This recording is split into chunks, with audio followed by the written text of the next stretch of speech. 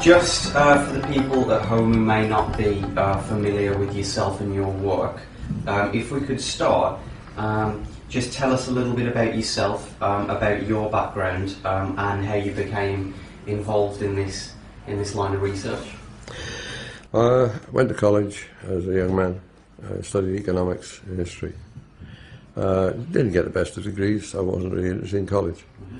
Got a job in industry, and by the age of 32 I was managing a sort of methods departments for 12 factories in the steel industry, steel reprocessing, taking the steel and doing it. I moved on from there, and I was recruited by an American consultancy who had a European HQ in London, not in Sweden. And their main objective was in heavy industry again. They needed someone who really knew the union background as well as anything else, because the unions in Britain in the 60s and 70s, my God, you had to be Houdini to get anything done, And they couldn't cope. Progressed well with them, I think.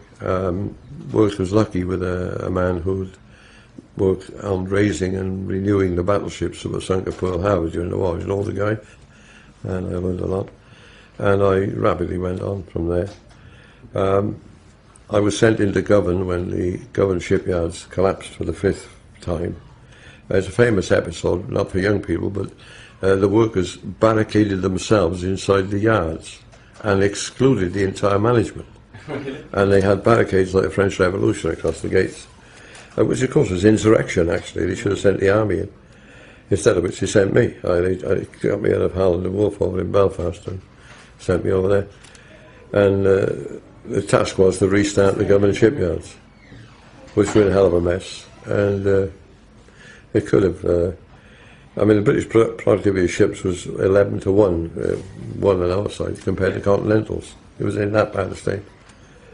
And from there I did other jobs. I worked in Sunderland, the shipyards there, up in Dundee, And I went out to Italy, and they were knocking down a yard there and wanted to build a new shipyard, to build the Low-class destroyers, and I had the job of master planning the yard. Big success, because they then wanted me to go to Ancona, and they were going to make Panamax ships, in other words, ships of the size, maximum size to get through the Panama Canal. And we're talking about yards for 6,000-7,000 men or something. And the trick is to get all the men in the right trades, in the right places at the right time, all the materials and bits and pieces and the machinery and tools and supplies, power tools and God knows what, in the right places at the right time, and to be able to move everything somehow into a stream that arrives at the building bay at the right time, in the right order. How did you we didn't have computers, so it was harder. Yeah, go on.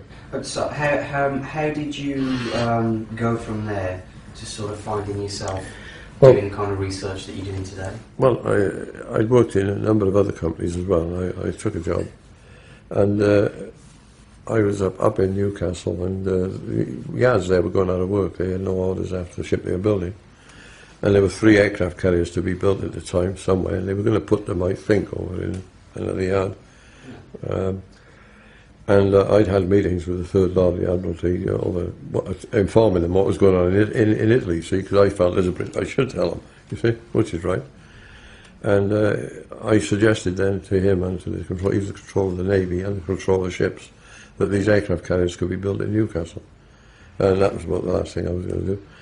I asked the Newcastle boss for a fee of 50,000 quid, because they got £1,420 million worth of orders.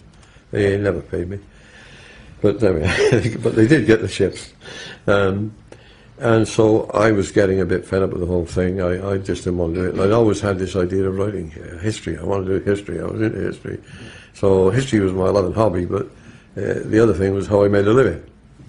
And my colleague suggested to me one day, why don't we do this? And he said, look, why don't you use the same techniques for organising history as you would use in industry? Yeah.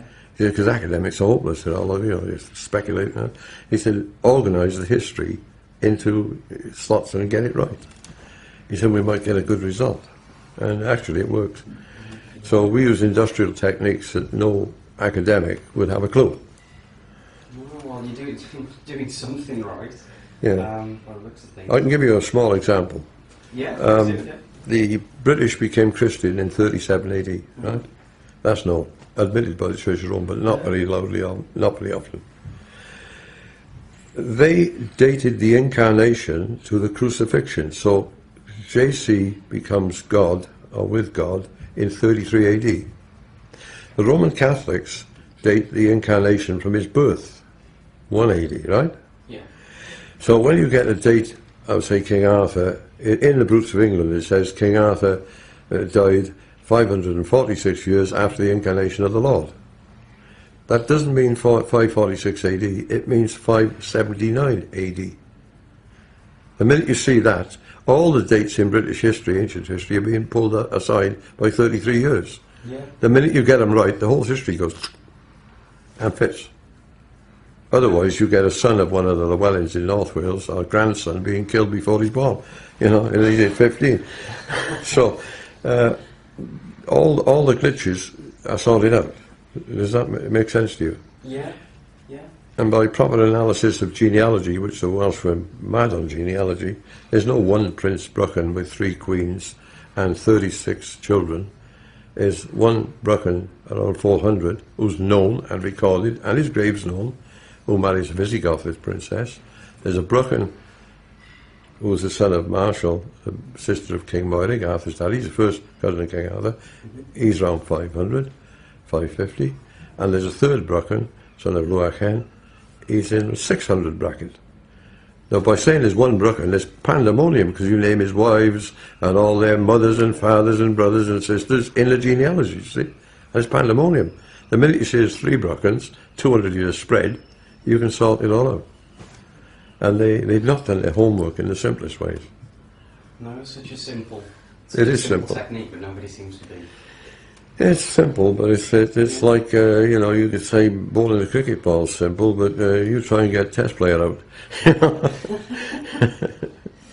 So, maybe you could talk a little about the work that you have done, Yeah, sure. and any projects that you sort of working on. The immediate target was to first of all exhibit a lot of the information that is there but nobody reads it. Mm-hmm. People get an academic's book who mentions it and then they don't read further, they don't bother to read it themselves. Very few of them actually read the records. So we republished the Llandaff Charters and we tried to put them in order, chronologically.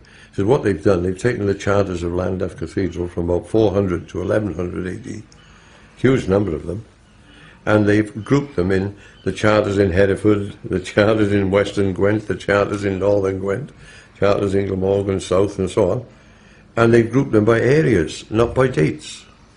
And that causes confusion, because really you want a chronological flow of them. Because a king dies and the bishop carries on serving the next king.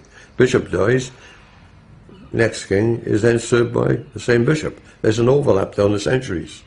Because in the charters you name the king and his brothers and his sons and all that, sometimes the queen, and also in the charters they name the leading clergy, who are always members of the nobility. You got this genealogy thing again.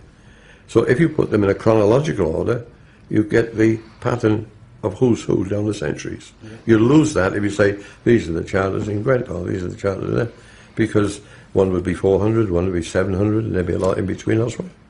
Yeah. So you lose the continuity that you need. So we had to rearrange things like that. We wanted some basic information out at first. Mm-hmm. We also wrote a historical novel, which those few who've read it, actually say it's the best damned historical novel they've ever read. But, you know, can you get it made as a film? No, really. So we started like that, and then we got deeper into the histories using correct dating and correct arrangement techniques to try and put people together.